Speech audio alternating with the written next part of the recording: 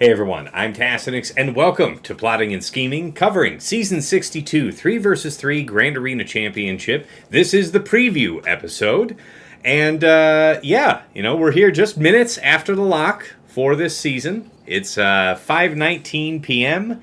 on New Year's Day. We're in the attack period for this first round, so, we all enjoyed our time off. Sorry, guys, that this was late coming out, but we're here, we're back.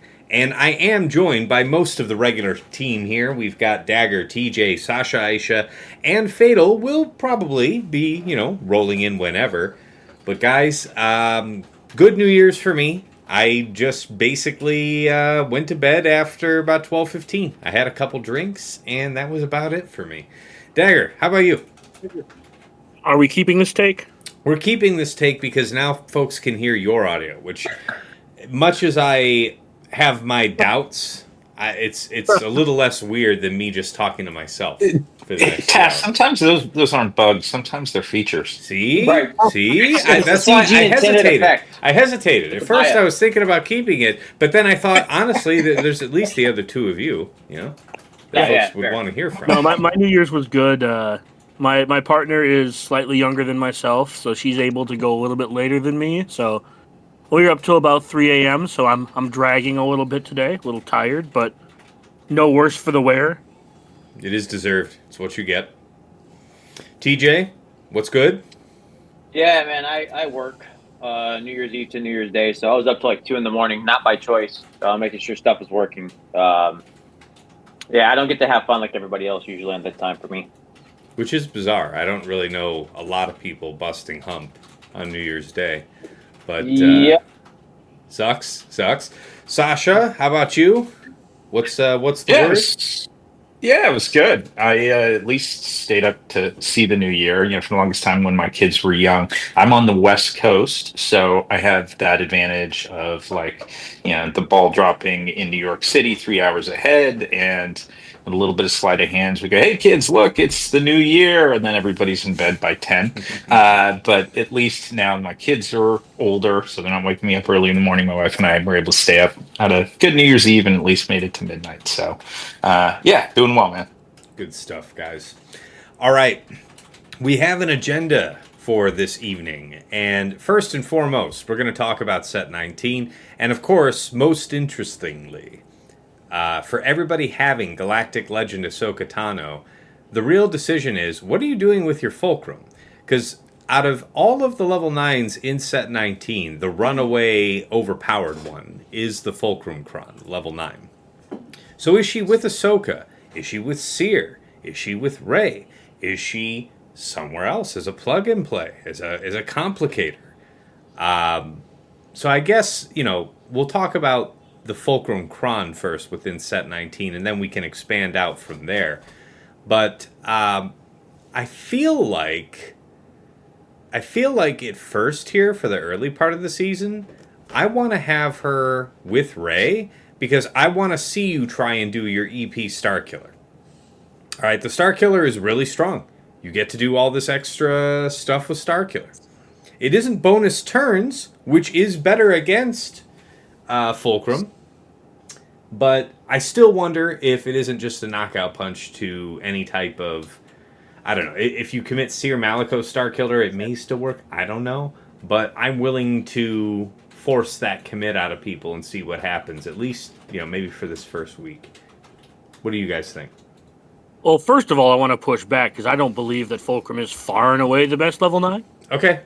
Fight. I think it is the best level 9. Okay. But I think C-3PO and Piet are also very good. Very, very good. Maybe not Piet, for free. Maybe I think if you wanted to make the argument that Piet is really, really good on offense, so you could exploit what it's doing, I could see that. But on defense, I don't know. That's my Making him the priority target instead of other Thrawn or candidate Darth Vader is a huge deal. Mm-hmm. Sorry, say again? One other candidate I'll throw in. Oh, sorry, you go ahead, Dagger. I'll follow. So I was going to say, making Piet the primary target on defense, when you're on defense, is really, really good when you also have Thrawn and Darth Vader on the team, because that means Vader gets the Merciless Massacre and Thrawn gets the Fracture. Okay. Again, I'm not saying they're on the same level as Fulcrum. I'm not arguing that. And then the C-3PO one says whenever an ally uses a special ability, C-3PO gains 15% PM. Mm-hmm. I think both of those are going to have again, maybe not so much in 3s, but when we're just talking about level 9s, I think those two are very good. Sorry, Sasha, go ahead.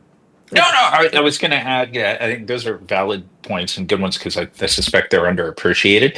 The CLS level 9, which is marginalized a little by it being UFU instead of Rebel, which is unfortunate for level 6. But as just a standalone level 9 for CLS, it's pretty cool. That it matches nicely with leadership and unique for CLS. There's high survivability, turn meter gain, a lot of percent health damage being done. So that's another one that I'm curious to see if it perhaps gives the CLS 2PO C3PO squad a leg to stand on, because that's an oldie, but at one time a goodie. Yeah. It's beating Jabba with bulk level 3. With in 5s, right? Yeah, I got it working 5. Again, well, man, yeah, this is a 3v3 episode, man.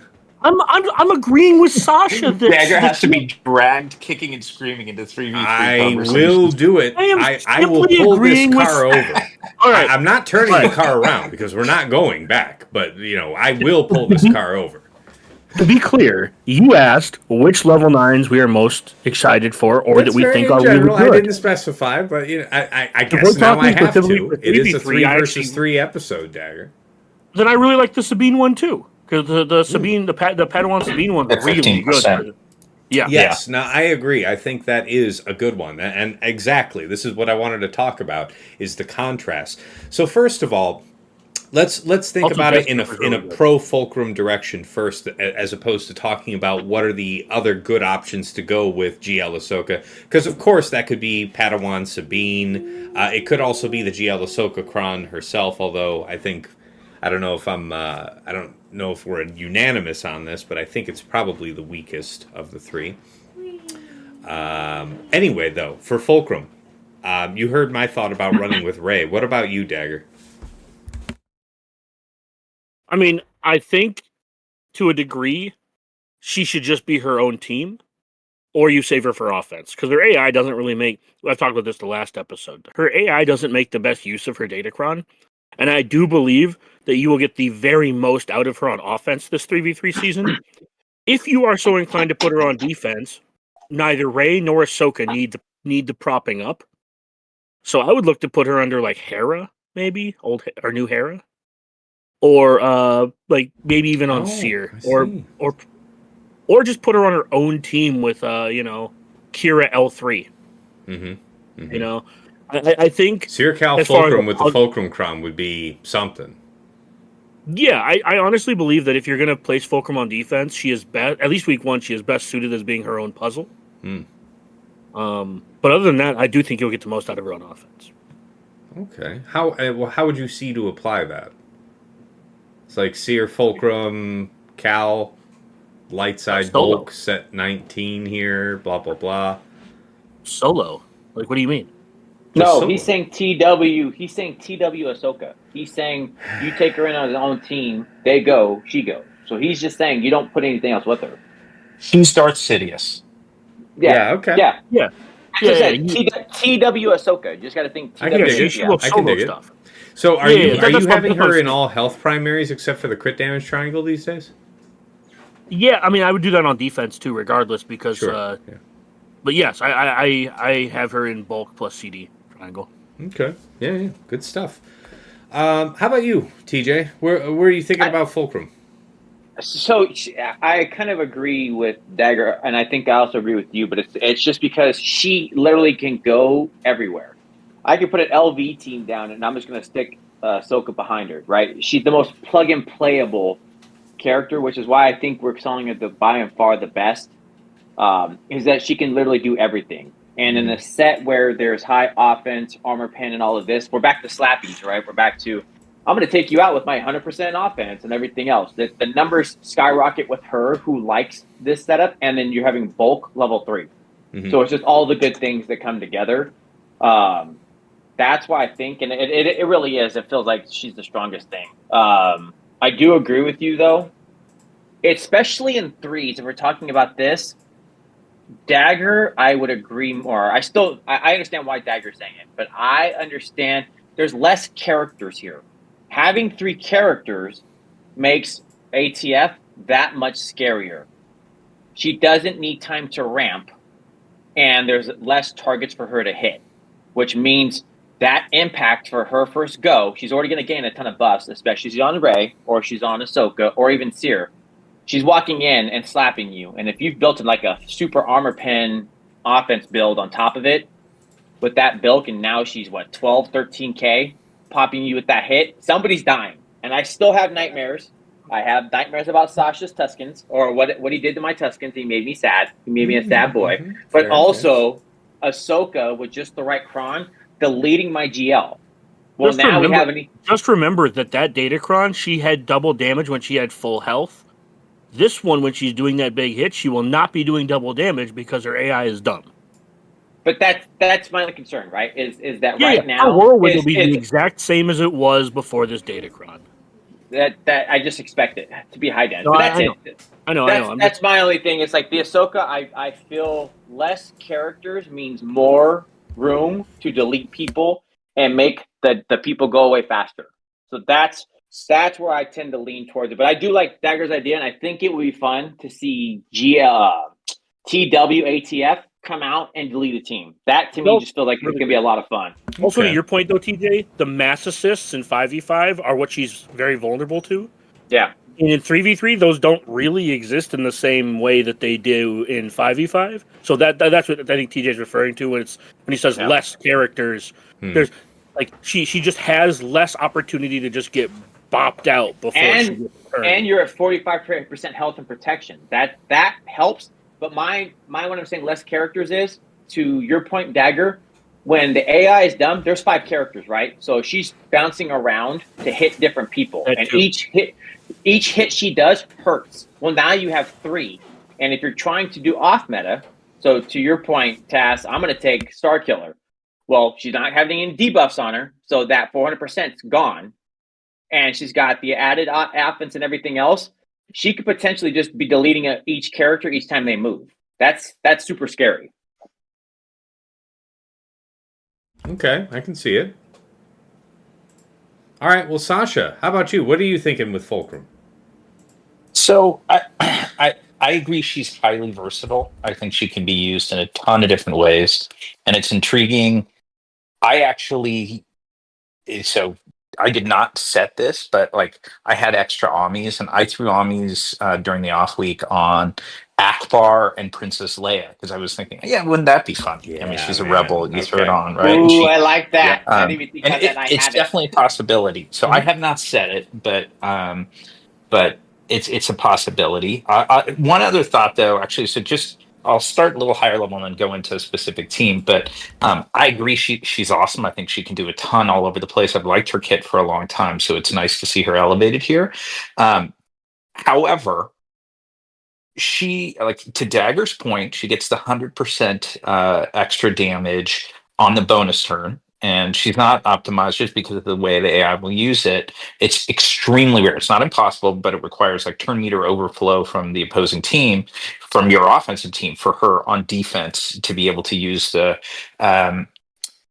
whirlwind as her bonus turn. So it's almost certainly not going to get that extra bonus damage.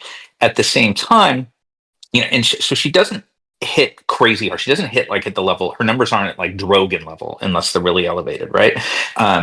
And that actually steers me a little bit away from Rey, a little bit away from like some of the other uses, because if she is with Ahsoka Tano, GL Ahsoka Tano, there's a ton of mastery scale, right? And since everybody that's got Ahsoka's got ATF at Relic 9, there's a lot of mastery scale. And then her numbers pretty quickly go off the charts. And here's one thought about her, because I've always liked her kit for multiple reasons, but one of them are these subtle little things. Like her basic gives herself and a random ally 40% protection up for 2 turns, right? Of course, based on health. So Granted, Ezra is probably the most valuable ally that Galactic Legend Ahsoka Tano can have, but he's not the only one.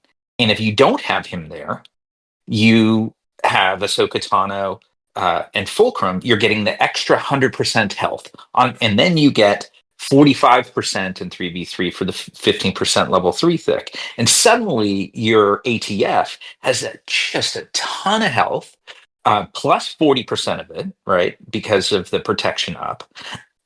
And she gets really hard to kill, and she's scaling her mastery a ton. So I, again, did not, like, spoiler, in round one I set her with Ahsoka Tano, and I kept Ezra there, but I was really tempted to just, hey, Ezra, go do your thing with Rey, or like go do something cool under, General Syndulla, because I want to see what an extra 100% health can do for ATF. And so she's just, yeah, go ahead. Especially when they're likely to just lay it anyways.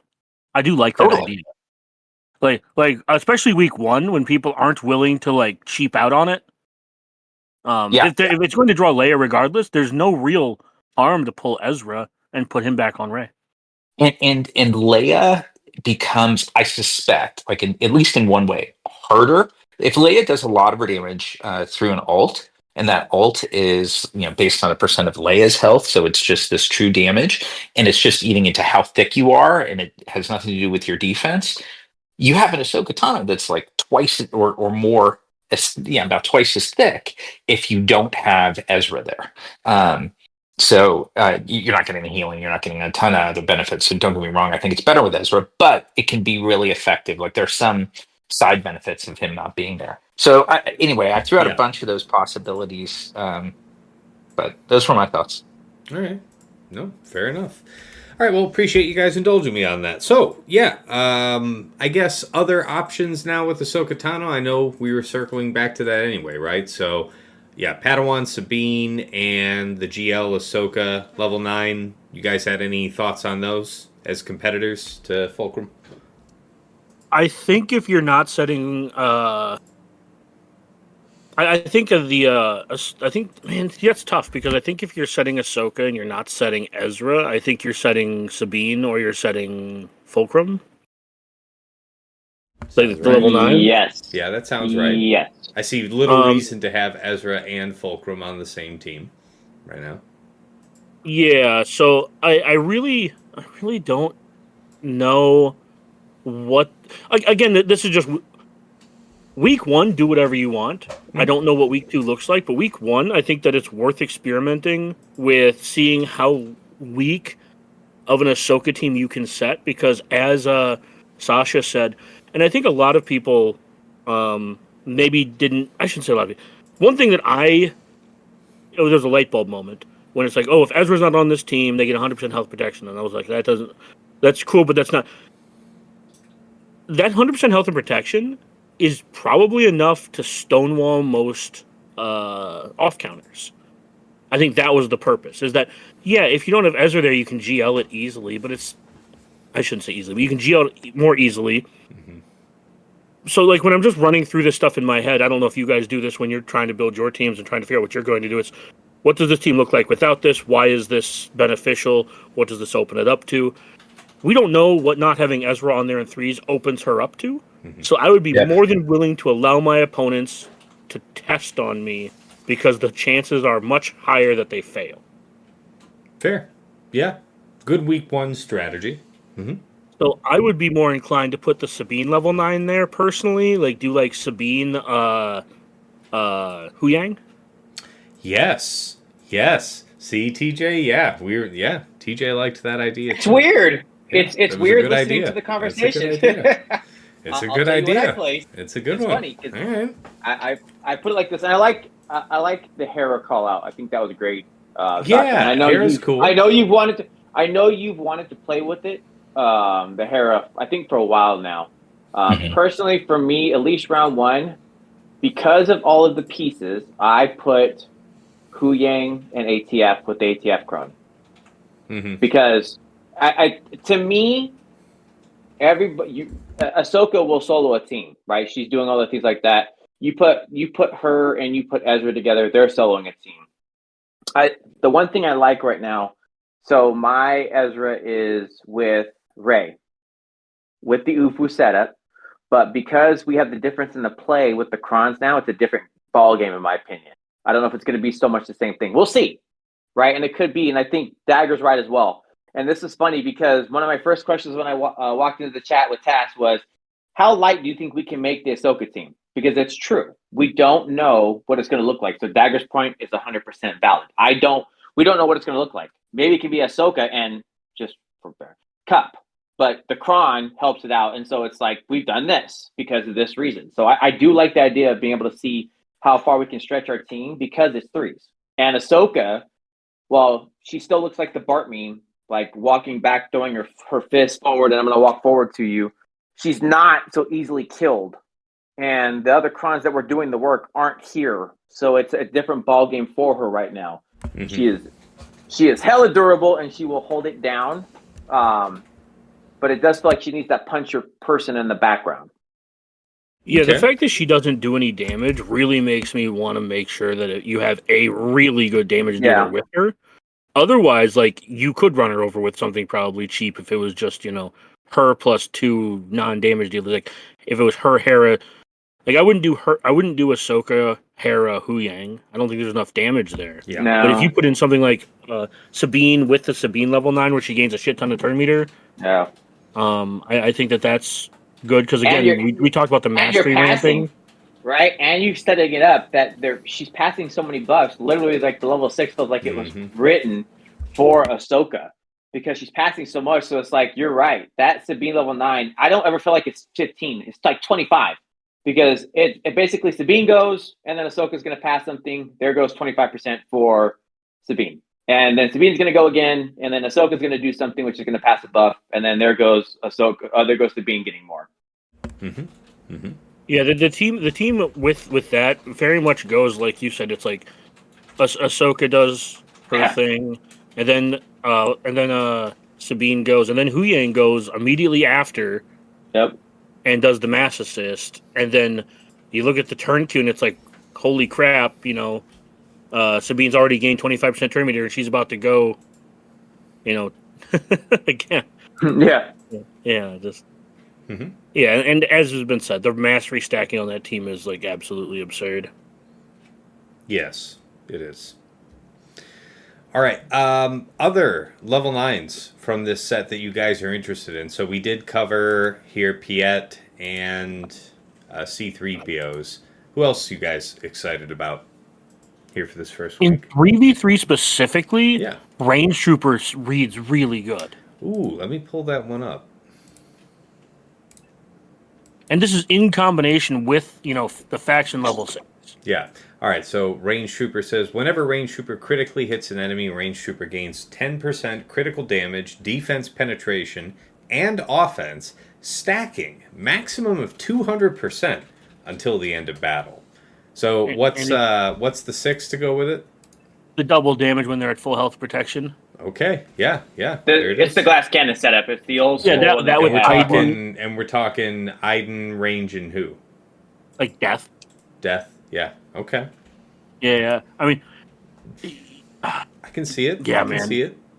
It just reads so good. Again, it reads so good. It just reads so good. Like Range Trooper, whenever he crits, it doesn't say on his turn. It just says whenever he crits. So whenever he's assisting and critting, he's gaining this. Yep. That'll stack up decently quickly. I like it. Yep. I like it. It makes sense. Also, are we going to go in like a round table here? Or do you want me to just rattle off all the ones I'm interested in? I feel like, throw them out if you got them. You got, what else you got? Tusken Chieftain in 3s is going to be an absolute fucking monster. Yeah. Now, let me ask you guys something about Chieftain over Raider, you think? Yeah, because here's the thing TM about... on a basic, yes. Yeah, see, whenever Tusken Raider evades an attack, they gain CC up and CD up for 2%, 2 turns of 50%. It's Chieftain. And a 50% turn meter, and you have blind. But he has blind evade on the opponent. That's what level 6 does. Right, but what are you taking? I can see that. What are you taking? I definitely understand what Sasha's saying. I just think that Chieftain cycling a bajillion turns so that they never die with protection up Yes. I think is going to be more It's, toxic. it's just that's what, and he's always going right. If you look at all the characters you have on your team, Mhm. Sasha, just look at your Tuscans. How fast is your chieftain? Yeah, probably 360-ish around there. Thank you. So how many times is your chieftain? And watch him wiggle his hand, right? He does like Yeah. I'm gonna backslap you. How many times does that hand move in a fight? Yeah, no, I hear you. But I'm also with Sasha that I think that there are. I think the Raider has some applications. I agree with him. Oh, But yeah. I think it's that's just very not- clever to combine with the blind, because otherwise I was going to say, like, how is that going to proc? How are you really going to get It's- value out of that? It's not I like guess- there's And you're hitting evasion a up Tusken all Raider. over this team or something. Yeah, I mean, look, both have like serious viability. The reality is, like, what percent of the time are you hitting Raider? Like almost all the time. Like, Yes. like anytime you really don't have like direct focus or something on another tune, and 50% Raider does a lot of damage and is calling assists. Yeah, So absolutely. yeah, they're both awesome. They're both. I think Tuskens are going to be a pain in the ass. They always will be. I love my Tuscan and Right? threes. Can nobody change my mind? They are forever when it comes to threes. They are the team of threes. They are always a factor. The only thing is, I wish, they brought back Afras. I would love to see my old school Tuscan Raider. You don't kill them, or Tuscan Warrior hits you and they die. Everybody comes back. It was just like that's the Afra staple. It was so fun, man. Tuscans were so cool when it's like, oh shit, I did. I would also just like to highlight something, because I think I think this is an interesting thing to discuss just in general regarding datacrons.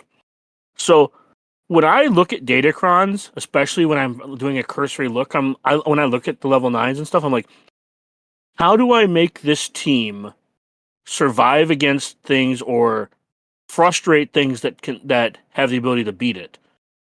And one thing I just popped into my head now, and maybe I should start doing this a little more, is Sasha looked at these datacrons and came to a different conclusion, not because we disagree, but because his thought process was more like, how do I make this team like a unique puzzle, for lack of a better way to phrase it. And I think that might be a better way to look at some of these, because the more I'm looking at this Tuscan Raider thing, I think it might have more legs than Tuscan Chieftain, but the way I look at datacrons makes it so I sometimes miss stuff like that. And I think that's worth highlighting, because I think I think that I just think that everyone can learn something from their in Magic the Gathering we call it card evaluation skills. When a new card is released, it's like how good is it? And there's a ton of value in the difference of perspective. The other thing that strikes me with that Tuscan Chieftain one that you guys have called out, that that just happened to not be the Tuscan one that I rolled out of the gate. So funny. I wasn't. Me too. Same, Sasha. That's what happened. So I turned it into a positive. So it's funny that you said that. Exactly. And my recollection is on the dark side. I'm looking at it now. Is there a scaling offense one? Yeah. Okay. I'm looking at the level 3. If you have this is that what I was going to ask you guys. Exactly. I happen to love the level 3. It's the 5th one down. Yeah, the stacking. Yeah. So this was going to be. You took it right out of my mouth. This with this, whichever way you're going, level 9. I was thinking that, especially if you're going to have the turn meter from Chieftain, though, I think that the 25% turn meter is the lowest value for this team, because very little about this team depends on going first. Yeah. So yeah, it would basically be a choice between whenever Darkside allies use a basic ability, they gain CC up, CD up, and offense up for 2 turns, or this last one, which I agree, I think is the best, and that's the one I have on my Chieftain Cron.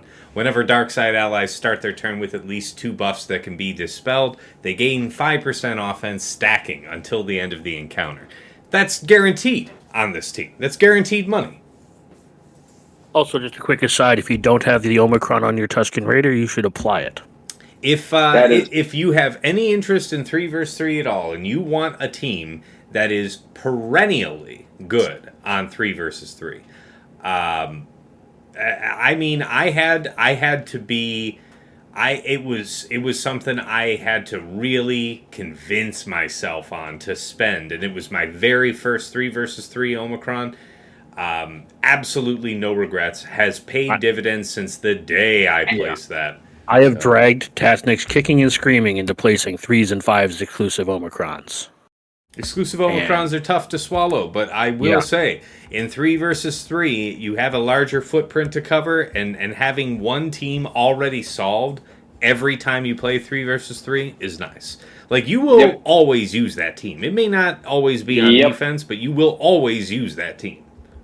Absolutely, no notes. That is the 3 Totally team. agree. That's why I called it that. That you just cannot come into 3s and say not Tuscans, right? Because if you try to see any competition. Yeah, well, not only that, and I think you guys would also back me on this, but it's like Tuscan Raider Omicron for 3 versus 3 at number 1.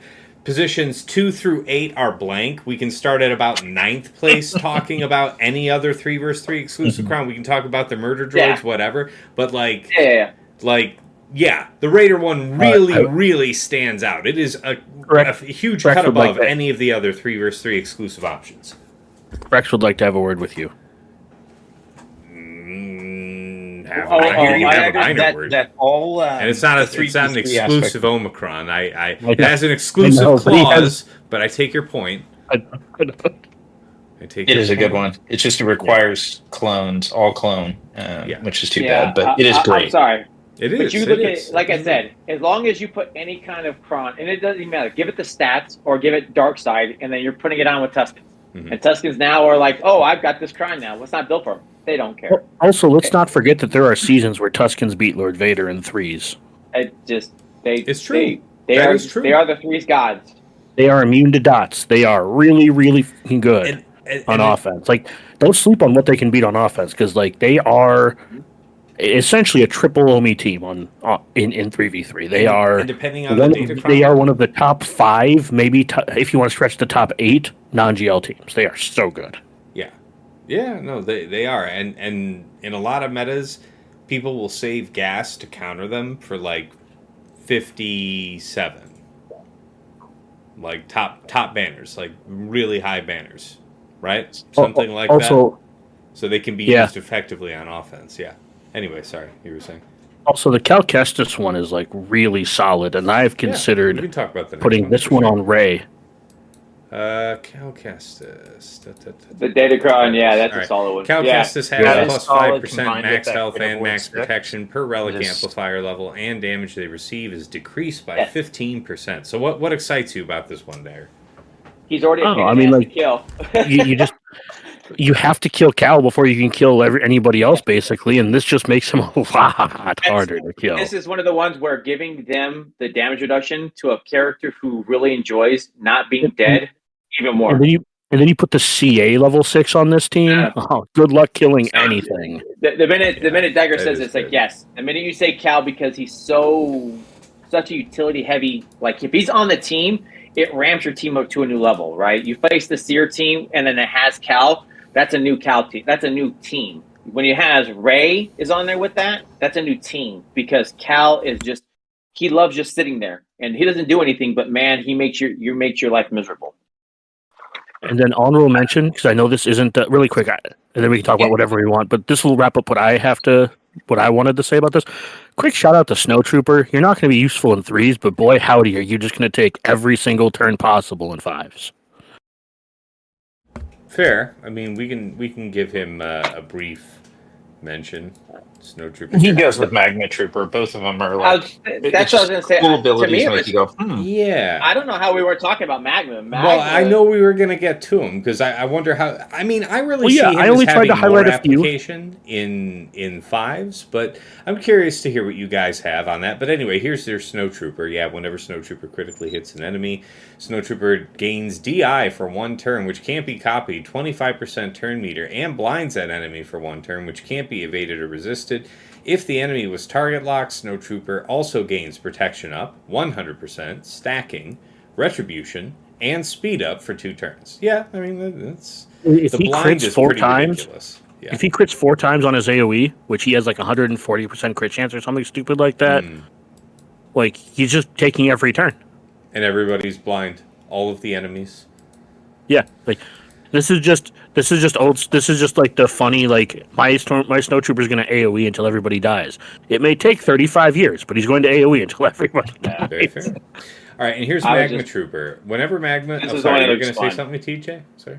It's just the one that was. I'm just glad we're calling it out because it looks like a lot of fun. And I don't know. I think a lot of us, or majority of us, at the tip of the spear, like TW and stuff like that.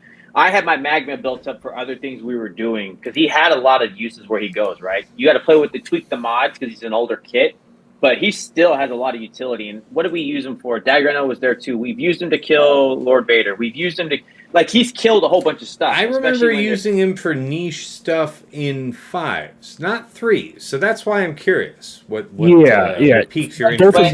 Both of these are majority 5v5 use cases, but I wanted to bring them up because we probably won't talk about them much in the next in between video.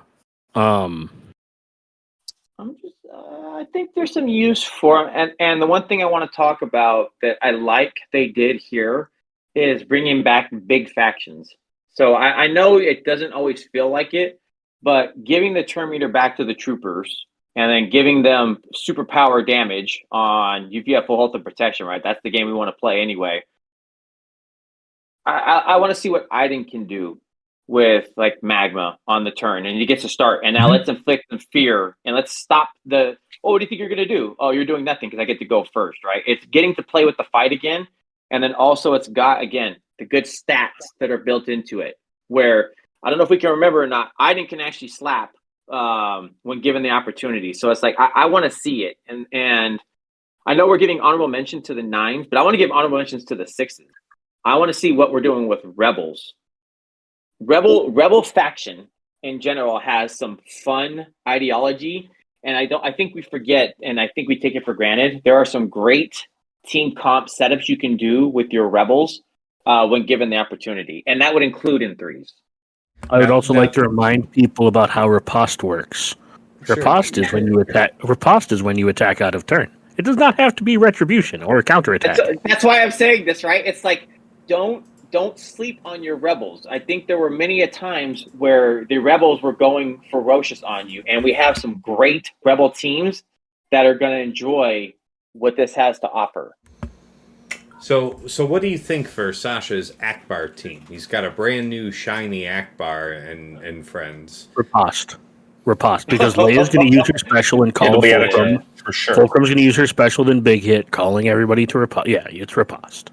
My problem with the Fulcrum comp is that's an unaligned, that's an UFU Kron if you're taking ATF. Yes. But if we don't want to do that, I still agree giving riposte to the AA team who is going to take just use like a Han level 9. I don't know. Throw Han in there. You're going to take, well, now I could give you C-3PO. If you want to take that and give that setup, all we're doing is setting it up. Now you put in, but also it's got like turn meter reduction. You can do all these fun.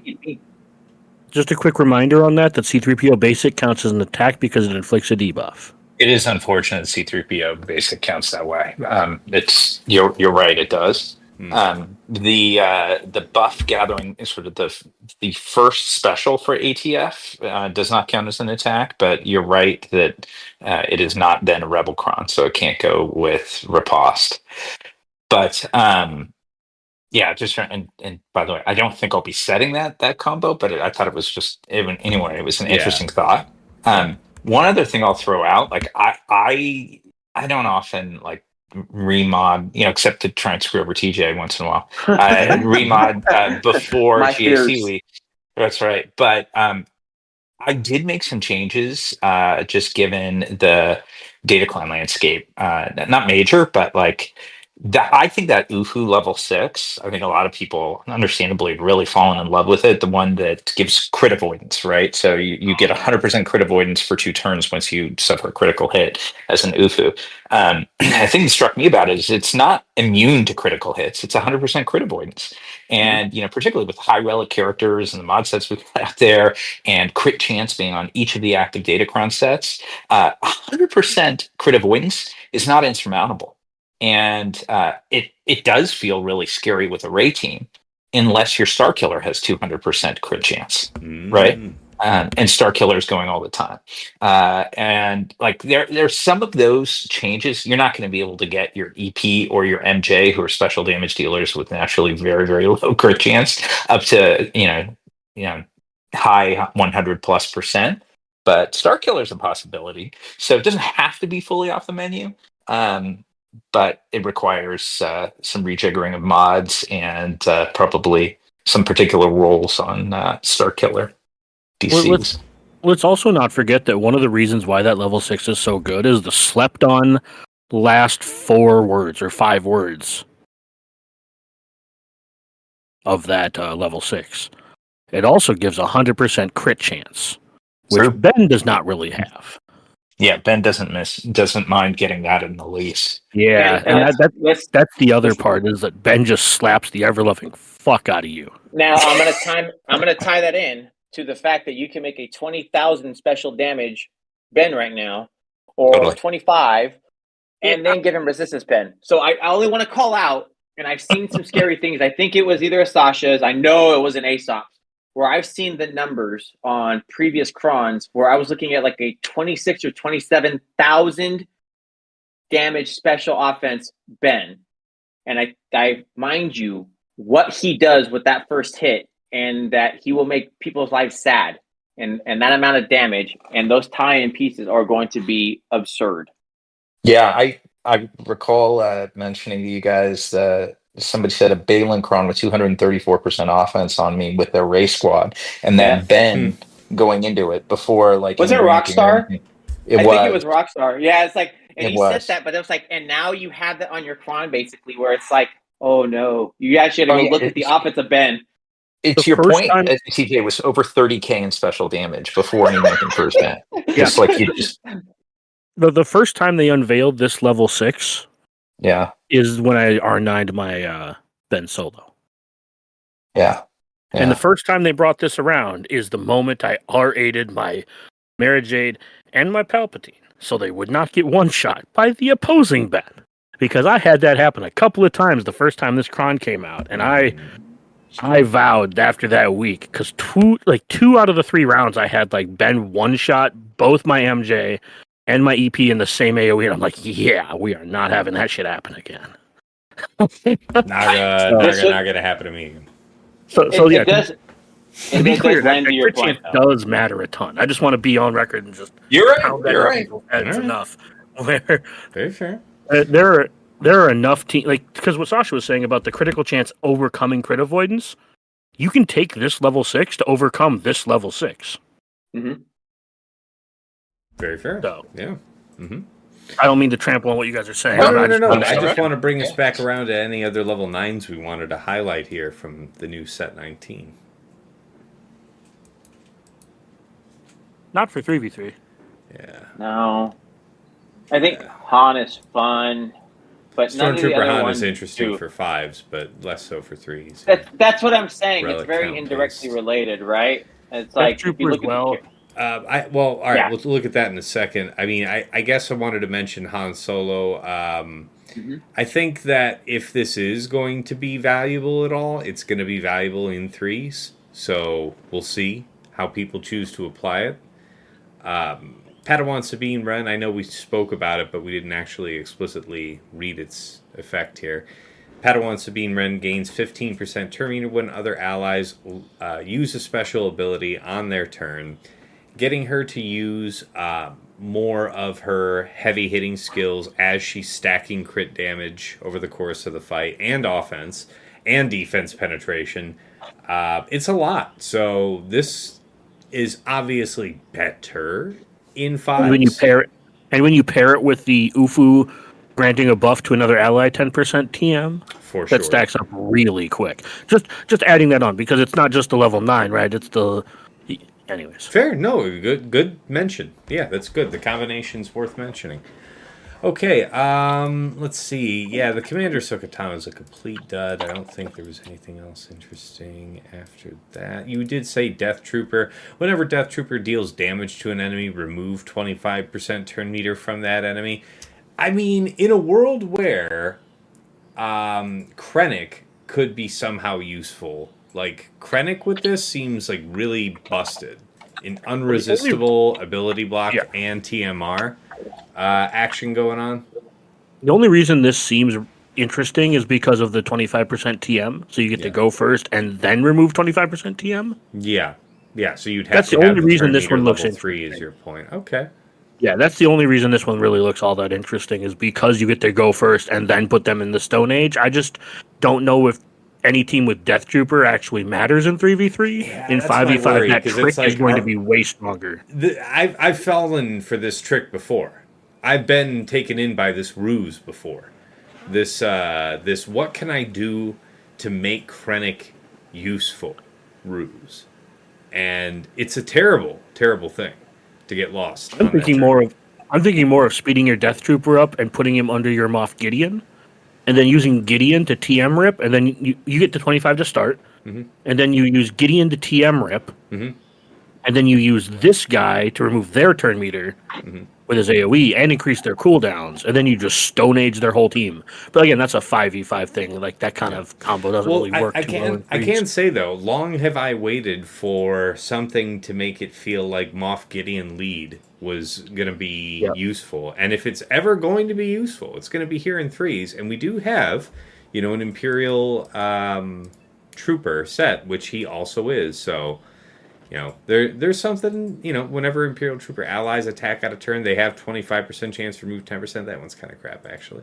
This one's okay. The DI, I guess, is okay. The defense to offense is probably the worst. I mean, the ones you're looking at are the defense into offense or the max health and protection doing additional damage. Yeah, the great one would be way more useful if we didn't have the 25% TM, in my opinion. Yeah. Just for the Veers team. But yeah, it's basically if you're doing Veers, you're doing the 100% to start, and if you're doing Iden, you're doing 100% to start, and then maybe you want one of the defense into offense for Stormtrooper applications. Okay, yeah, Stormtrooper could be surprisingly dangerous in 3s. Yeah, especially under Gideon DTMG. I could see that. Yeah, I could see that. That's an interesting thought. I like that. I, really wasn't thinking a lot about Imperial Trooper stuff. Did we miss Maybe I've done some homework for the show. Yeah. No, that's a good one. Okay, I think that covers it on Set 19. Did I miss anything from you guys? Any other last notes on your Set 19 aspirations?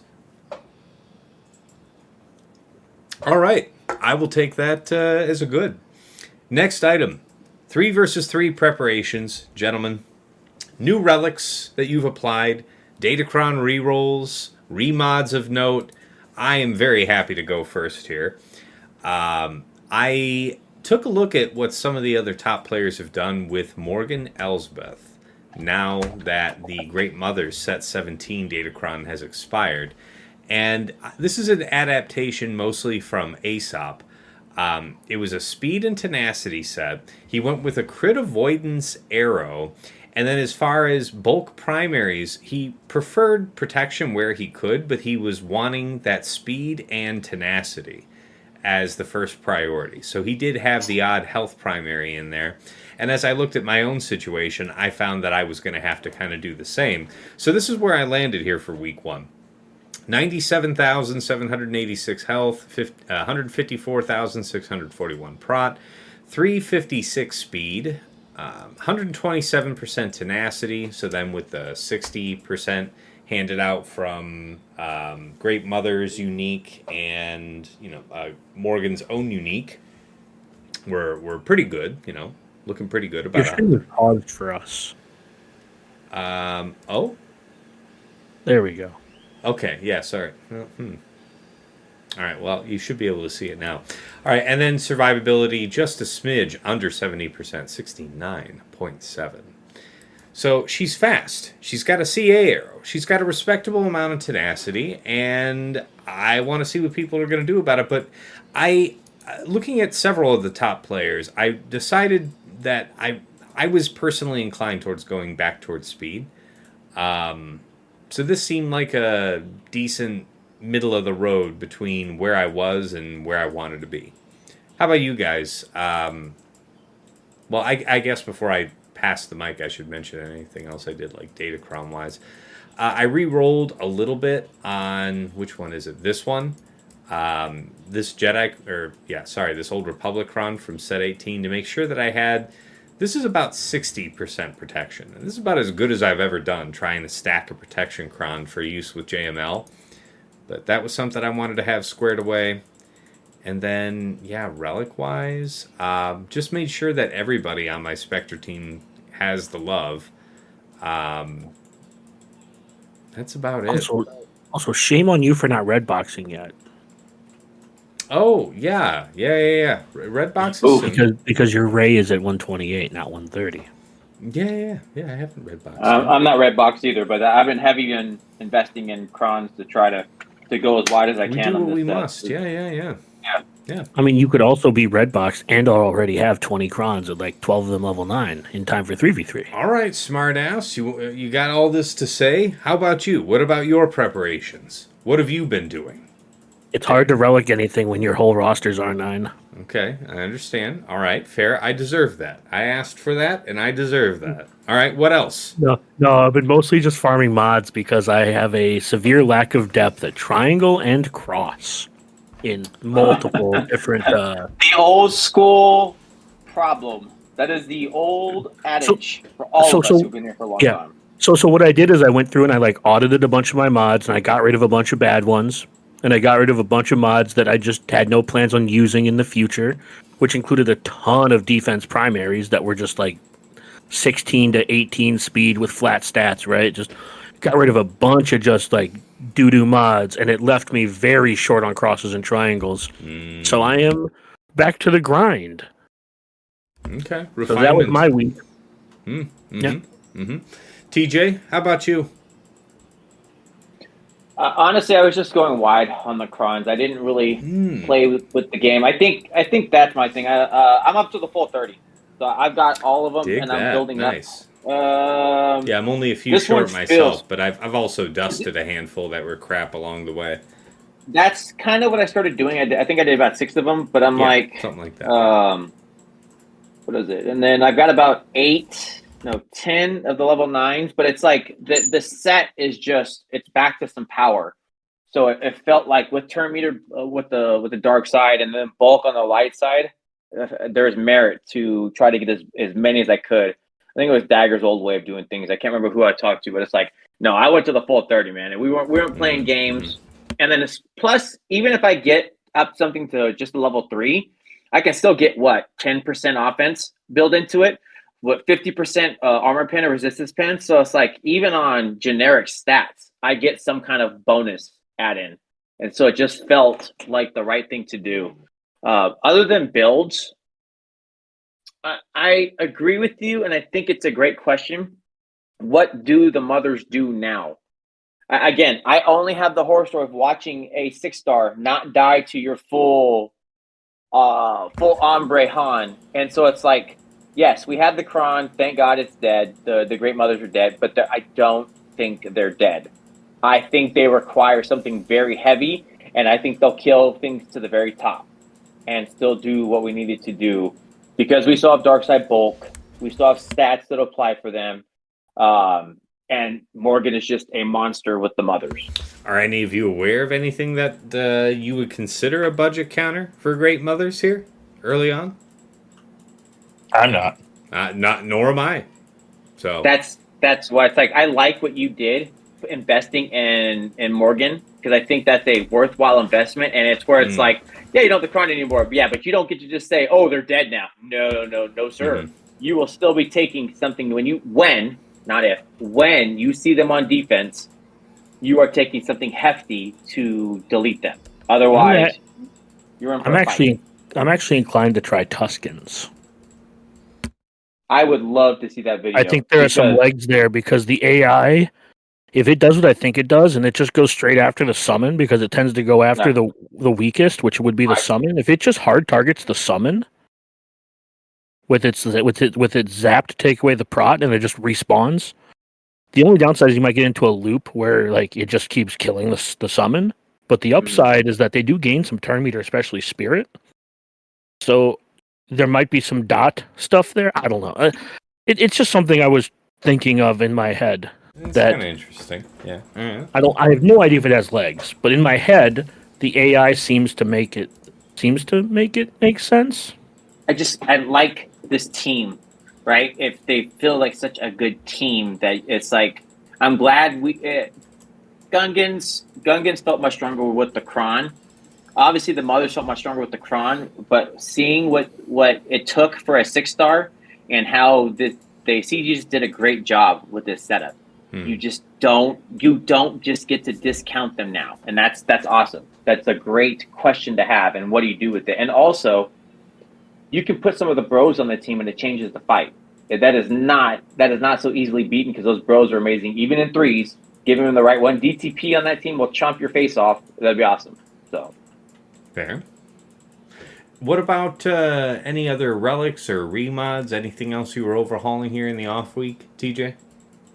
my big one, and I finally, because we didn't have to build anymore, I finally got my DTP to 9, so I can finally do the damn assault battle, right? Duel so of the those both are Fates, 9. or not Duel of the Fates. It's just for the investment, right? Yeah, but my next honest R9 is Fatals. I want Ezra 9.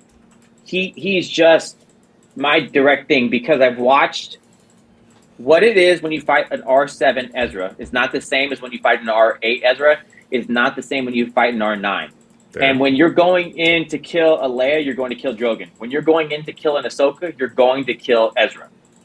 He fits everywhere. So it's like my next immediate R9 right now is Ezra. He has 100% deserved it.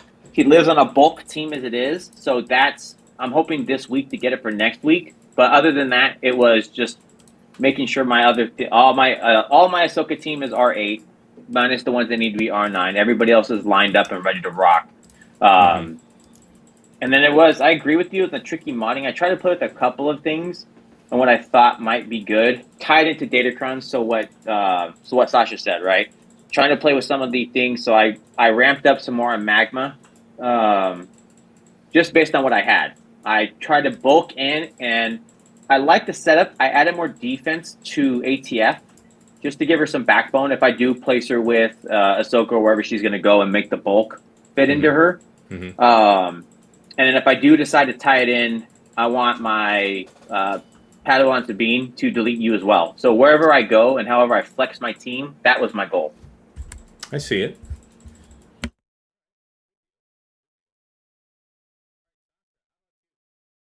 All right, sorry. Yeah, that was Appreciate you sharing that. It was good ideas. Sasha, how about you? Your 3 versus 3 preparations. I was finishing up just some like long-term relic stuff, like just generally on the Spectre team, bringing them up to snuff, and then for 3v3, I mentioned adding some crit chance on Star Killer. I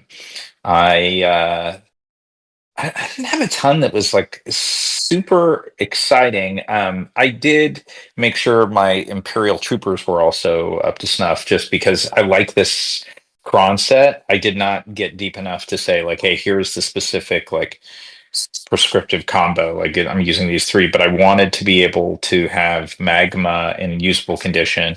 Prior, my magma had been like I think R5, and so I took magma all the way up to R8. Just like at some point I'm going to use it. That may not have been worth it because magma just doesn't hit super hard, but I did do that. And then I mentioned on the Rebel side, this is mostly because I had a few extra Omnis. I did that Akbar and Leia. I wish this set had Akbar or Leia as like level 9s for Rebels, because I think that riposte combo with the dynamics they have and the turn meter gain that they can generate would be awesome. I don't think this is the time, but I'm like, what the hell, just in case, and like I said, I had the Omnis burning a hole, so I did it. But yeah, that was basically it. I did, like everybody else, scrambled to build out as many datacrons as I could. The one thing I will say about it is like I think we kind of like emotionally anchored on prior sets where some of the stats were more appealing, and it was unusual for me. I went through like building out all these datacrons, and I don't think there was any single datacron other than my ATF one where I'm like, oh, I love this datacron. It's just totally a ton of fun to use.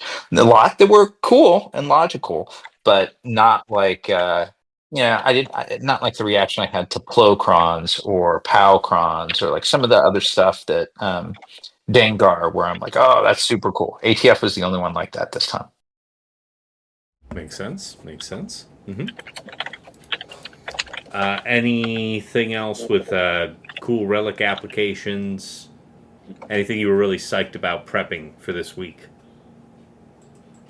No, nothing that jumped out except the only thing I'll add is like I did look again at speeds for some of the like a little more old school squads whose speeds on the dark side, whose speeds just haven't kept up with the meta, like a Darth Revan, and some other stuff. Going like, well, okay, well, what if I could give them 25%?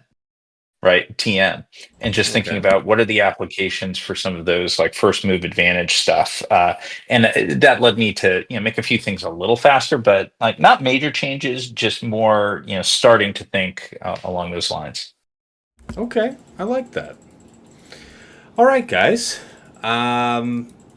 let's move now into the Patreon questions. So, yeah, I appreciate everybody making the time to get in here. I know it was challenging here with the holiday season, first Christmas, then New Year's, and we all were getting pulled this way and that. So my apologies to the patrons for getting out late notice to put in their questions, but we still got a good handful in here. So first, let me take on a question here from Frick Frack Paddywhack. What's the threes team you're most excited about setting? GL and non-GL? Let's see. I mean, GL wise, I feel like it's a cop out to say Ahsoka because, for all the talk that we said here late in the last season about Ahsoka's AI not being that great, it's a completely different matter when there's only 3 characters on each side. One's a GL, so there's not a lot of trivial GLs floating around. You know what I'm saying? So I can see that being much more dangerous. As far as like any other GL that I'm really looking forward to on Lord Vader, I mean Lord Vader with like what Dyer was mentioning with like Maul and Piet and seeing if you can snag people with the Piet level 9. That's a gimmick. I don't know if that really excites me. I do want to see if I can punish people using Star Killer against my Rey if I have Fulcrum there. I just want to see if that does something. So I'll be keeping an eye out on that. What about you guys? Feel free, any one of you can just chime in. But the threes team you're most already. I guess I owe a non-GL team as well. Shit. I think I want to do more Seer Malicos on defense because I'm really interested in the fork that's created these days by how can I pull your Sith Eternal? Because I'm finding that I'm needing Malgus on offense less and less. So if I can pull that from you early, and then you have a Malgus to deal with that's got a set 18, tank revive or bulk, and then just a high health stat besides, maybe that's your problem now. I'm sorry, Sasha, you were going to chime in. No problem. I was actually just sort of pulling a thread that was in the earlier conversation. That was like, I'm excited to see these variations of Tuskens because, like we said, I mean, Tuskens just have a nice long-term place in the meta as like a solid non-GLD team, and I think these Krons could do some cool stuff. So I'm going to just be curious to see how the mixes and matches of like whether it's a Chieftain or a Raider 9, how those do, because I think that stuff is going to be a lot of fun. And then excited is probably too strong a word, but I'm kind of curious to see how the different Ray variations do this season. We've got the Ufu stuff. There's the possibility of Ezra going back with her if that's worth it. Just I in part because there aren't a ton of other great options on the GL front, but I am curious to see how Ray with 2 seasons worth or 2 sets worth of Ufu Crons can cause some havoc and perhaps stave off Starkiller. Those would be mine. Fair. Very fair. All right. TJ? Dagger? I'm in Erodium, so my What defense excites you? What excitement- sets your soul alight to fight Erodiums in 3 versus 3, Dagger? I'll have Oh, it. with the same, probably the same thing that excites your soul to fight Erodiums in 3v3, asshole. The opportunity to stream your patrons? Yes.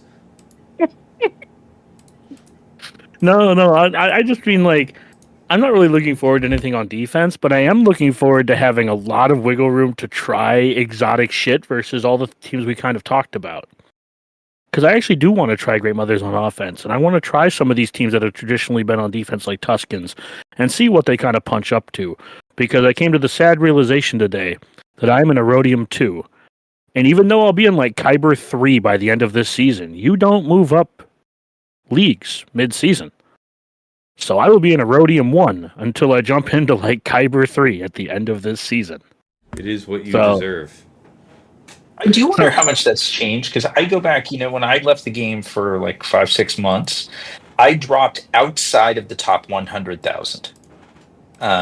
And because I remember they had the GAC rank or whatever, I could dig it up on .gg, and it was outside of the top 100,000. And it took, within 3-4 months, it got back. I wonder if it's just taking longer now. No, like this is I'm coming from Bronzium 3. And it will have taken me 4 seasons to get back to Kyber 1. So probably about the same, I want to say. Because Okay. I was in Bronzium in October. And we are just starting January. And I'll be in Kyber by February. But I'll be in like Kyber 3 February. And I'll be in Kyber 1 like after week 1 or 2 of the next season of 5s. Okay. If I don't lose, or if everything goes according to plan and I don't lose and Surely everything, there will be like no problems, complications. yeah. Yeah. I'm just saying, like it will have taken me about 4 seasons to climb all the way back up. I had a season in like Chromium where I didn't play Calm one of the down, rounds, Vivaldi. so that set me back like an entire week because I didn't play one of the rounds. Mhm. So instead of being like plus 40, it was minus 40. So that's minus Yeah. 80 essentially. So I made it a little harder on myself. So just to kind of talk to like what you were saying about how long it takes, it took me about the same amount of time it would take you. Yeah. And when I was in Bronzium 4, just for the record, I was at 112,000. 112,000 was Bronzing 4. Okay. Yeah. Very good. Very good. All right, TJ, let's hear it. What's the 3's team that you're most excited about setting, GL and non-GL? I can't really go off of anything because we don't know. So when I'm the man of the I don't knows, I want to find out. So obviously it's Ahsoka. I can't get outside of that. The only reason I can't get outside of that is because, at least for now, in my head, it's pronounced that Leia will be the counter for Ahsoka. But I said it before, and I'll say it again, that I really like this Datacron set, Rebels. So if I'm going to go Rebels, I'm going to go the one who's always had a consistent cron, basically, in Saw. You have offense build-ins to some truly big damage numbers. I saw what Fatal could do when he put just a little bit of things into it and what Ewan could do. Now we're going to give them riposte. So we're going to give your Saw team, who loves this and takes a million turns, riposte. And it won't be the Krexes or the Drogans or whatever. It's going to be that extra who's going to pop you because it's some special, and then all of a sudden your team's going to fade away. So I'm interested to see what it gets to do, and also if we get to Leia on defense with riposte and putting that is terrifying on a high offense resistance pen, and a Drogan who is a ticking time bomb for one hitting, deleting pre this cron. Fair. All right. All right, let me move to the next question here. Let's see. All right. This one's from Stryker here. We got a few from Stryker, so we'll hit these up. But any quirky ways to use the new crons in 3 versus 3? Yeah, I mean, so we've talked about what seemed like the best uses, probably the most straightforward uses.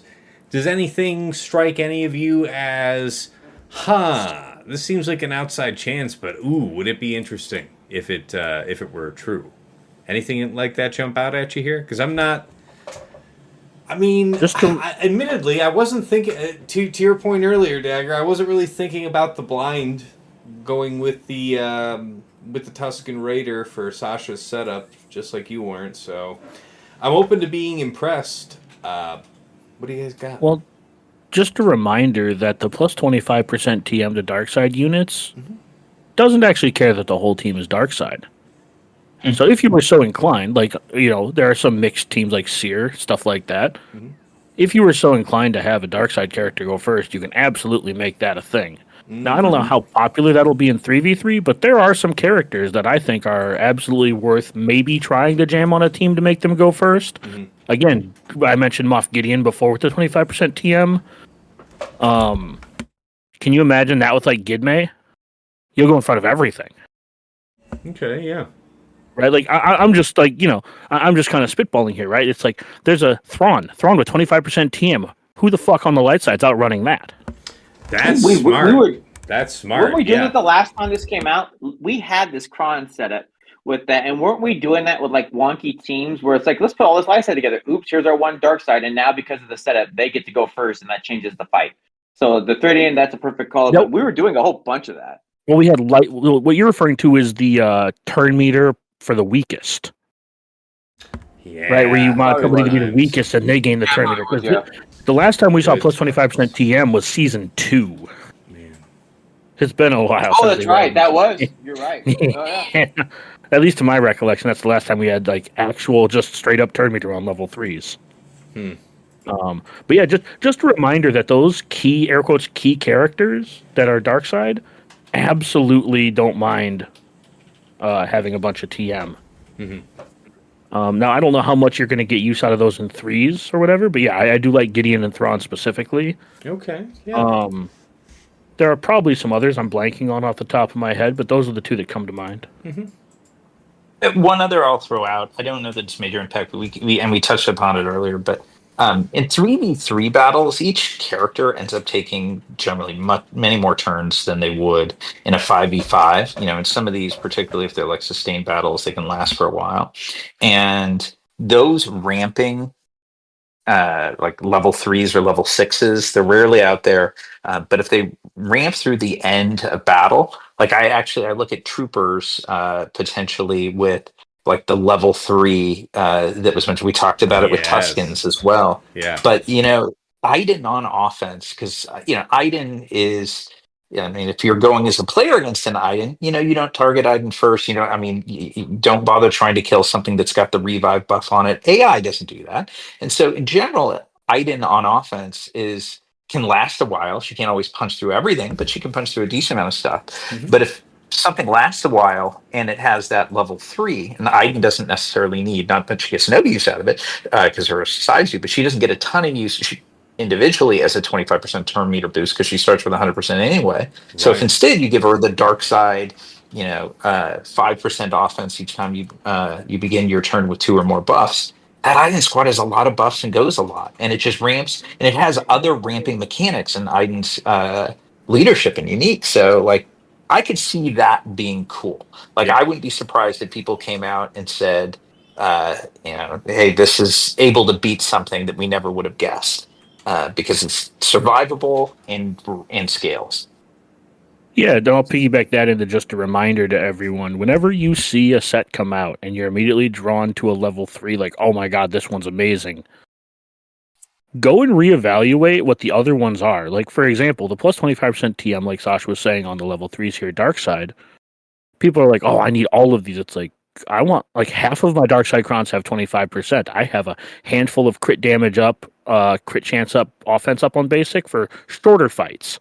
And then I have a few of the, like Sasha was saying, the stacking level 3s for teams like Trench or Iden. Just like he was saying, where they don't actually need the TM. Like Tuskens. What are Tuskens doing with TM that they were doing without TM? Like we remember season 2 and how impactful the TM was back then, but we had way less teams back then, and way less teams were designed to punish turn meter, and way less teams were designed to go second. Well, we have a lot of teams now where they're designed like DTMG to punish TM or Seer, who is designed to go second. So because we have these types of teams now, we have to really stay away from the trap level 3s. Now, it's kind of come out that like the bulk level 3s are like one of the best defaults you could possibly have just because bulk is always stupid. But that just keep in mind that like Sasha was saying about these level 3s, the just like I was looking at the light side ones, like if you crit 4 times you gain crit damage stacking. There's a handful of characters that have a bunch of AoE damage, and I think you probably want 1 or 2 of those. Maybe not a lot, but just a reminder or a PSA that, you know, just because there is a air quotes objectively best level 3 does not mean that all of your level 3s have to be that level 3. Yep. Fair. All right. Anybody else with any quirky ideas about what to do with these new crons and 3s? That was a good idea, though, thinking about how to apply specifically things like turn meter to your characters like Gideon, like Thrawn. I like that. Also remember that that same logic applies to level 6s as well. There's a couple level 6s where something will start in DI, which you could take advantage of on a team. Mm-hmm. Yeah. All right. Especially on offense, you could put a tank in DI. Like a pre-taunt tank in DI. Like Rebels starting with DI, just throw bays on your team. Pre-taunting DI tank. Yeah, it doesn't sound bad by any means. All right. Next question here from Stryker. Is there a reasonable split with Spectre for 3 versus 3, assuming Galactic Legend Ahsoka Tano takes Exile Ezra?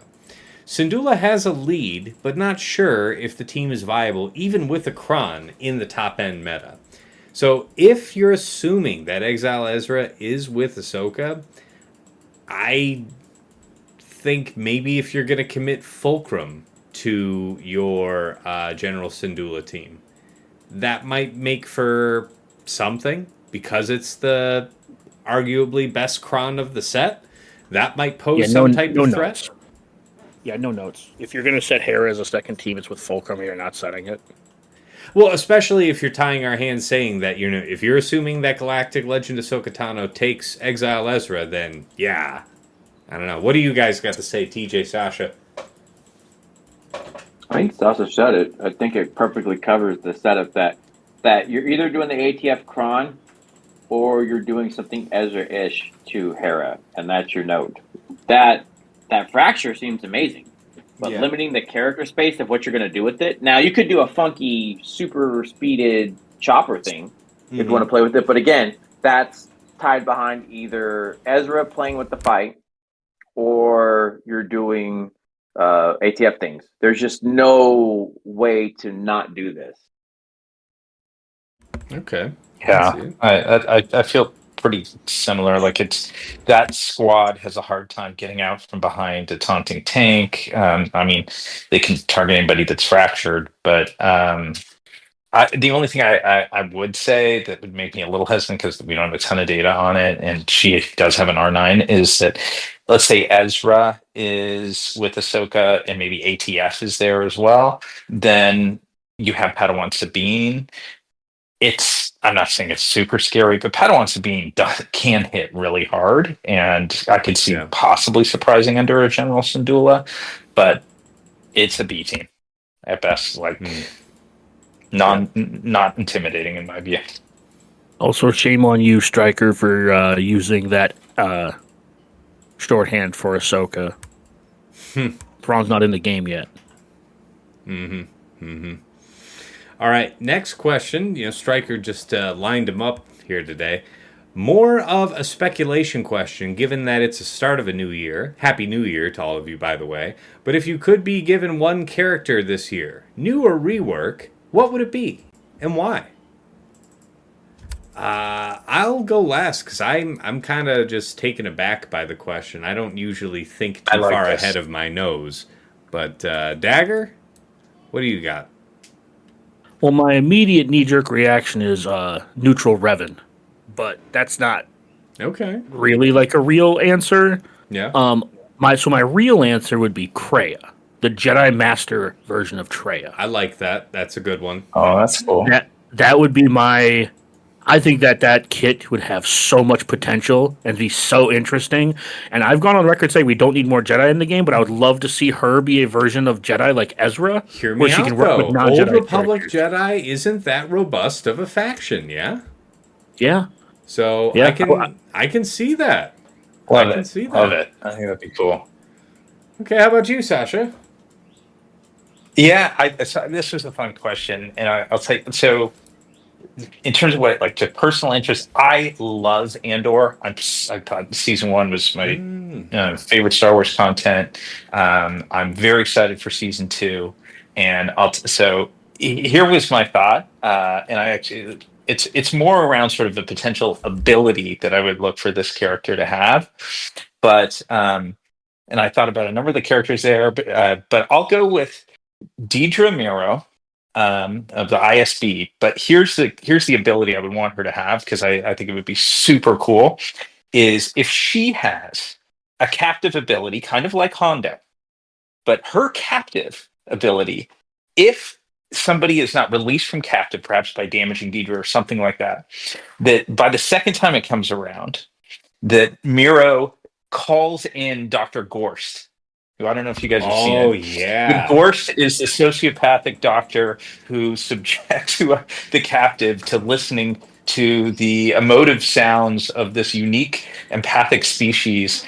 And in fact, it's like their juvenile suffering, right? And it goes from like maybe after one round you have fractured, but by second round, if you haven't cleared it from whatever unit is captured by her and Gorst has been summoned, then it goes to decimated, and you have just this complete emotionally lost character unable to move for the remainder of that battle. Just because I thought that was very disturbing, but also powerful scenes of this sort of brutal imperial torture.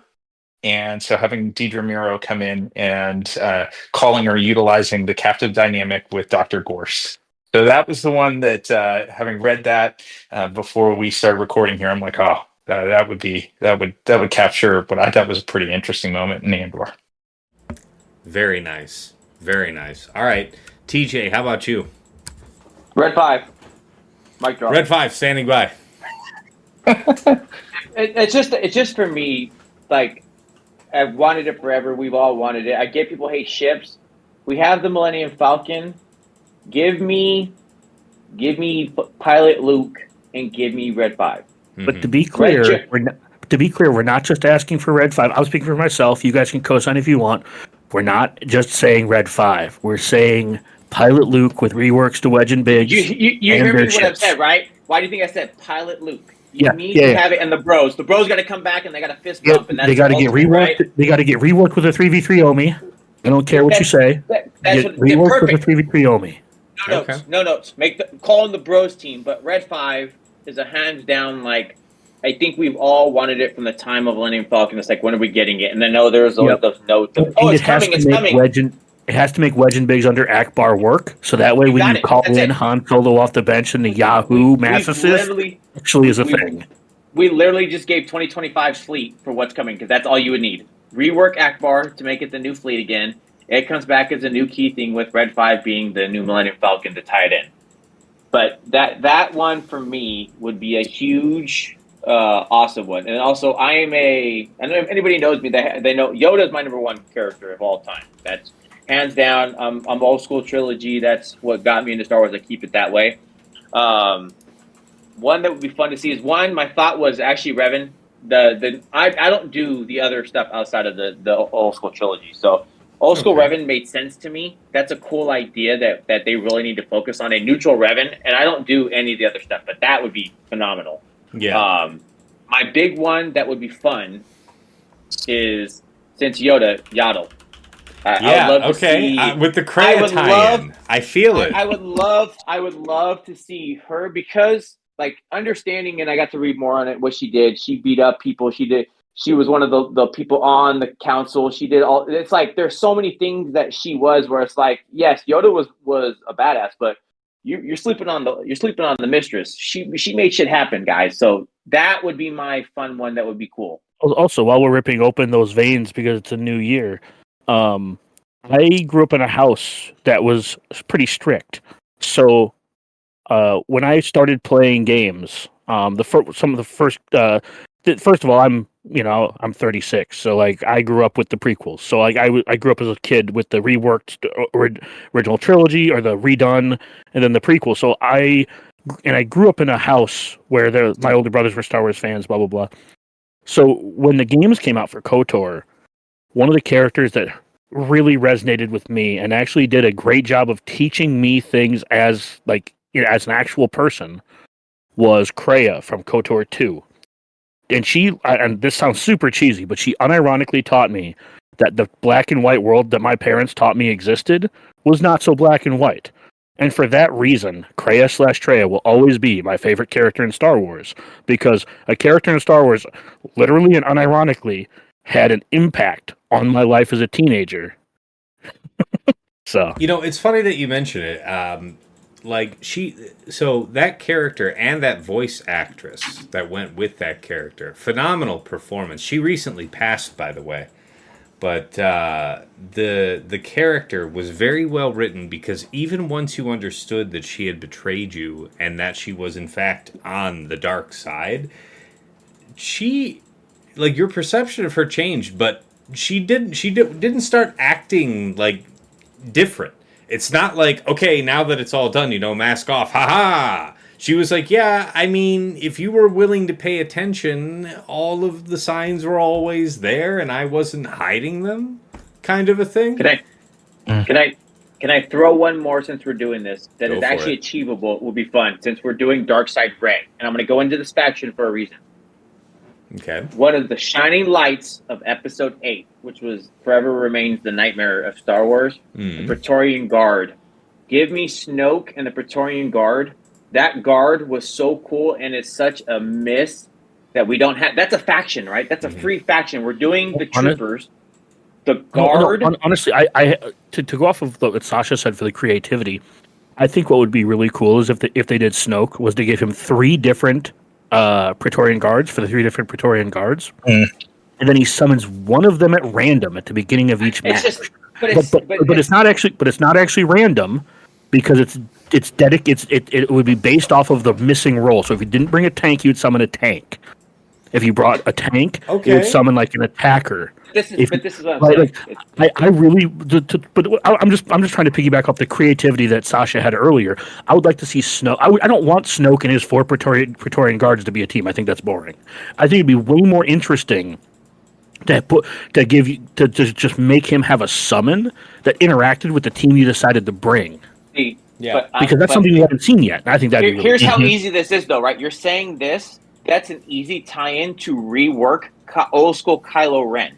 That when Snoke is here, he now becomes this super soldier. You could turn it however you want, but it was just like looking at the team. It's like Snoke is like you're doing a Force Ray, right? A vision of Ray. It's like tie that in and do a First Order. We're doing clone the guard again. We're doing the team again. So why not do Snoke, do the guard, and then now we can give Kylo Ren, who sat there, has an Omi or whatever else, something to do that when Snoke is available, boom. Kylo Ren now becomes super Kylo. You can literally put a carve out in there for any non-GL version of Kylo Ren to get a super buff, basically. Yeah. And then you can also kind of set it up to make the pilots viable or something like that too. Yeah, isn't that an easy win? And also I'm sorry, out of all of the stuff, the fight scene with Rey and Kylo versus the guard and Snoke there was awesome. That was one of my highlights for that whole debacle. I'm going to say this, and I don't want to start a huge diatribe on this. I'm not a big fan of Episode 8, but when I rewatch it with my family, I have found that the people in my life who are not huge Star Wars fans really enjoy that movie.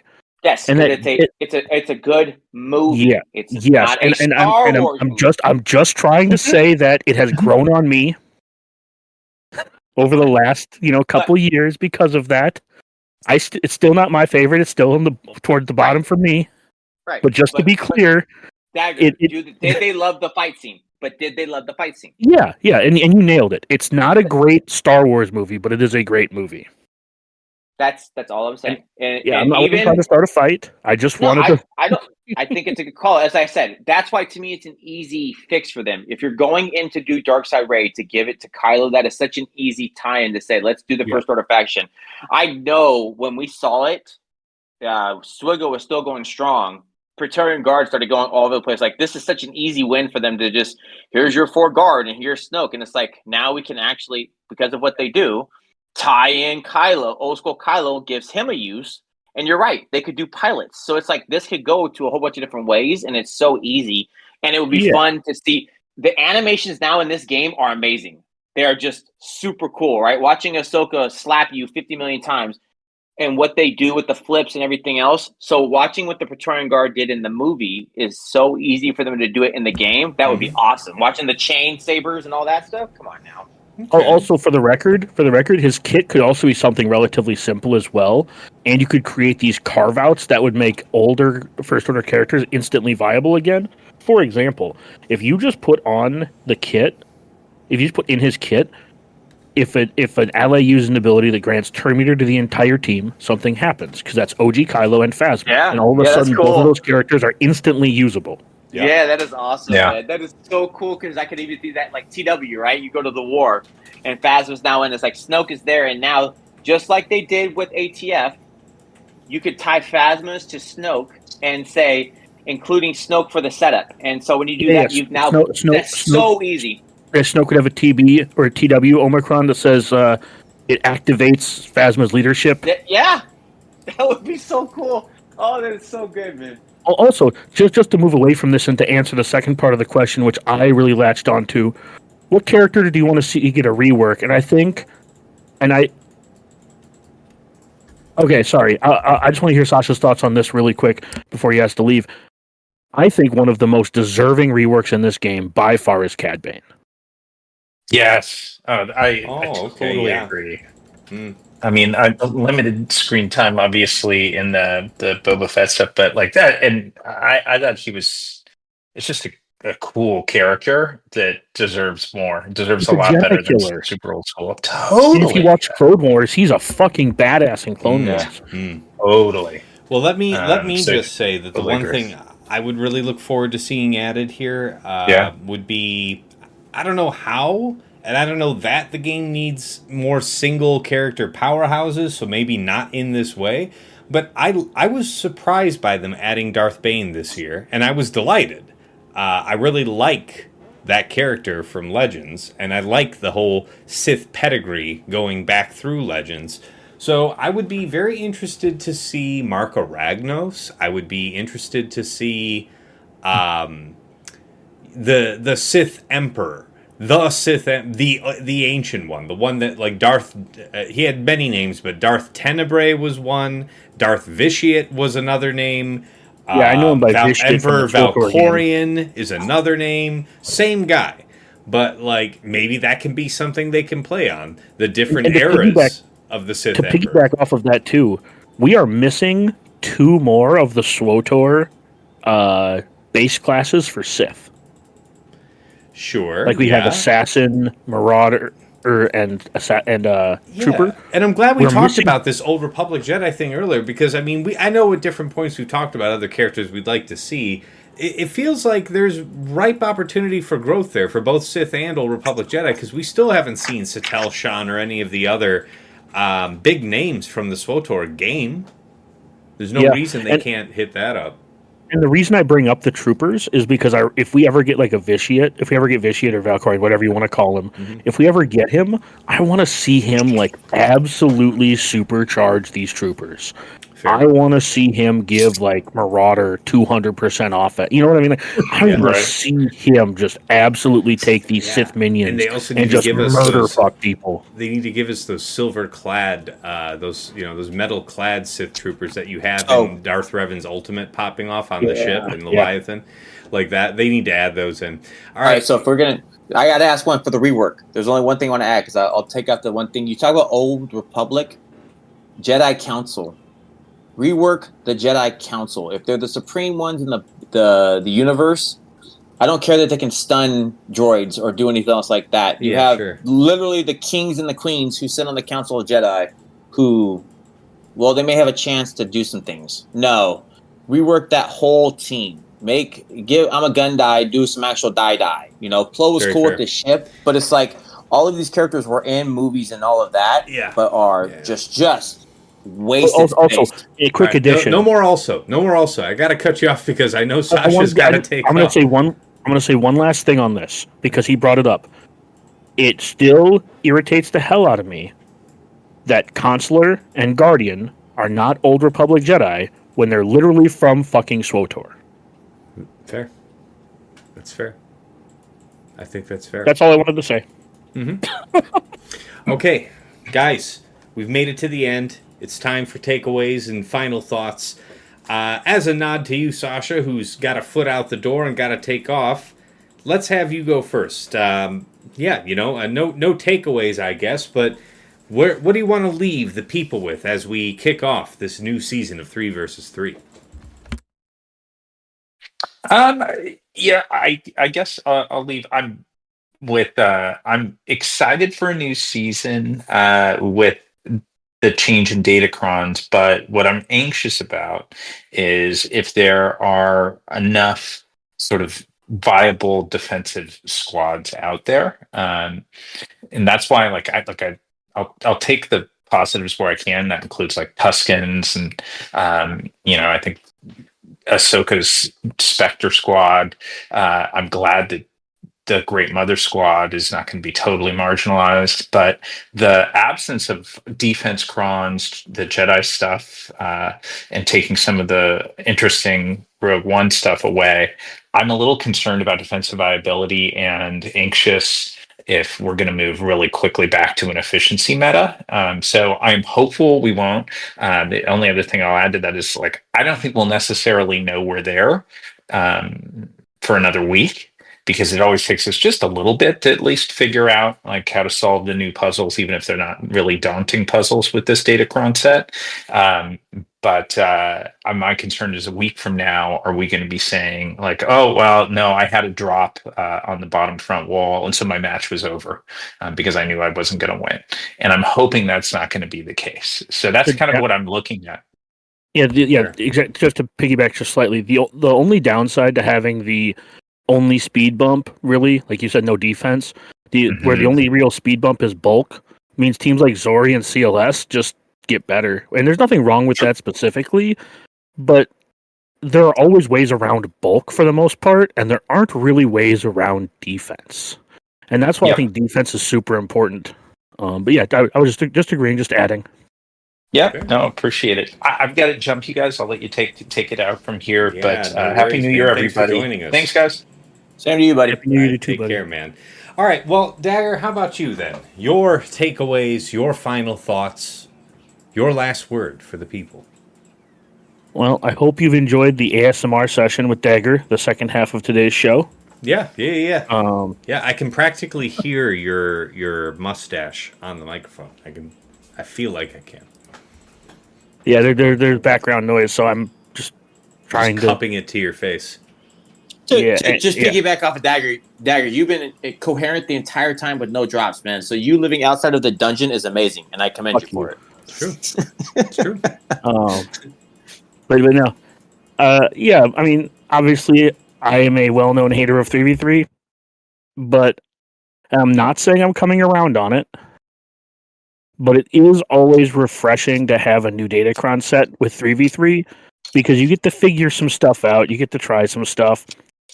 And honestly, yeah, I know Fatal said this, it's like 5v5, as much as I like 5v5 so much more than 3v3, 5v5 just needs such a ridiculous rework that 3v3 is really the only thing you have left. Mm-hmm.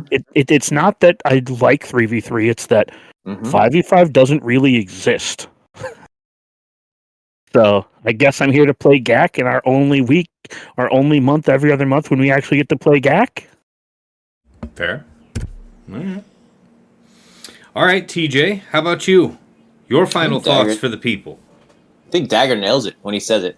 The real GAC right now is threes. It is right now. For the theory crafters who get to try things because you're limiting out the space, sparsity of datacrons for those of us who can mediocrely spend, not some of the other people. Hashtag Baby Yoda and some of our guild mates who talk as they've reached 3 hours in and like, you're still waiting, you're not red boxed yet. We don't get to be those people, and that's fine. I'm one of those guys who gets to build it up as we go. So getting to play real GAC is fun when we get to do it, because we are so, and I, as I called it, and as everybody should agree, PvP needs a rework. I'm not talking. I don't care. Pick your poison. Rework PvP. I think that's the hashtag of 2025 and where we're at being in. I'm excited to see what we get to do this week. I'm excited to see if we get to answer the questions of what's the correct split, because we'll have that by the end of week 1, I would assume. And excited to see if that we don't live in an efficiency meta, because I really hate those. So those are my biggest things. Let's not live there, guys. Let's have some fun and slug some stuff out. Fair. And Fatal, I guess, didn't end up joining us here tonight, but this is the part of the show where we would normally allow him to plug for himself. That is, of course, twitch.tv/Playbook TV. Also, the Playbook on YouTube. So you can find Fatal there. Not on this episode, though. So, I see you out there, Fatal. I see you. As for me, what I'm looking forward to the most is taking silly risks in week 1. That's kind of a typical thing for me, but I'm going to try and see just how wide I can spread some of these teams and have a viable defense. And when I say viable, what I mean is my opponents aren't immediately going to know what they want to line up against it, because that's kind of all that's left to me up here. We have a lot of power, and 3s is easier to get jammed up on than 5s, so okay, fair enough. It is where I think more interesting matches are had. Fair enough, but it can still be pretty efficient, and like the other guys have said, I play how I have to play. When the meta is saying that it's like, look, if you don't play careful, you're going to lose this match by 10 banners, and it's like, yeah, and then I end up winning by 10 banners. I was right. And then there's matches where I know this guy is never going to set something where he's worried about banners. He wants to mud wrestle. Then we can all have some fun. But I think figuring out where to go wide and create interesting challenges with some of these datacrons, and then having just perfect, overwhelming offenses is really good week 1 strategy, I think. All right. That about closes us up. Sorry, I want to add one thing. No, I want to add, this is the perfect time to support your local streamer. I'm just going to recall this out. I know Dagger will say it sometimes, and we do it. Go mount algorithms, go check your stuff, because they are going to make mistakes, so you don't have to. So pay attention. So I just want to give the sub note, especially at the start of the new cron, especially at the start of the new 3v3 and all that these are the times you get to go and sub and go help out, fix dirty hats or dumb hats or whatever you want to call them. Mount some algorithms and check it out, because they will save you many drops, and watching the tilt is always good if we can ever get into tilt. Also, before Tass moves to his patron slide and turns off our mics, I would like to thank him on behalf of all of his co-hosts for allowing us to be on your PNS every single week. I do always appreciate a weekly PNS. I don't know where I get it, but getting it in the rear in the holidays to start off the new year. There is no week in your life where you can escape the PNS. That's right. Yeah, starting the year off with a long Tass's PNS. Right, and you want to make sure you start from the bottom of the PNS and then work your way up, because no one likes from the top to the bottom. No one's getting shafted by this PNS. No, you don't want to. You get everything, and you have to cup it to make sure you take it in whole. And Tass is going to edit none of this shit out. Nope, stays in whole percent, because he understands how important the PNS is. I have no skills for this. I have no skills. So what you need to do is you need to like and subscribe. And remember that he made a Cash App that is $Tassinix, and he has a Patreon slide that he's about to show you. And if you are willing to just throw him a couple bucks here and there, he can afford to pay someone to edit out our dipshittery. No, we can't One because day. we need to One hear day. you do more ASMR. And nothing without Dagger's ASMR and Tass's PNS are we not complete. Well, man, am I just like on ASMR every time we do these podcasts now? I don't know, man. Because it sounds like you are just all up on. Yeah, Like he's chewing the hell like out of you that are. mic. Man, that thing is just like that is physically touching your upper lip, like gently nestled underneath the whiskers of your mustache. Like that's Right that's there where in I'm the back seeing of the his mic. Joke's on you. Joke's on you. The guard is resting on my nose. That's right. But There you you know go. the back of Yeah. his tonsils and that mic are one and the Whoa, same. whoa, whoa, whoa. If we're going to talk about tonsils, there's only one person in this house where we talk about their tonsils, and that's my partner. Fair. All right, so if you're a fan of the show, liking to watch it live, you can catch me at twitch.tv/Tassinix. Of course, if you're familiar with the stream, then you know that I upload all of my VODs with chapters added to my YouTube, chapters for easy browsing. So that's on Tassinix Gaming YouTube. Also, I have some other Swugger-related content you may be interested in there. We've got the Datacron set guides on set 18, and I'm overdue to make one on set 19. Tried to get that done over here over the holiday break with Aesop Rock. What time wasn't consumed by actual obligations for either of us was generally consumed by our families. So I'm probably going to be making that one myself here in the next day or two to make sure I can check the box. Sorry that one's been so late in coming, but that type of thing's up there on the channel. Also have my mod guide videos on characters and factions that you have asked about. Also have the recent GAC Omicron tier list video. Whole bunch of other stuff. That's all over there. Let's see. Yeah, Dagger mentioned that if you do want to support the stream, I do have that Cash App, $Tassinix.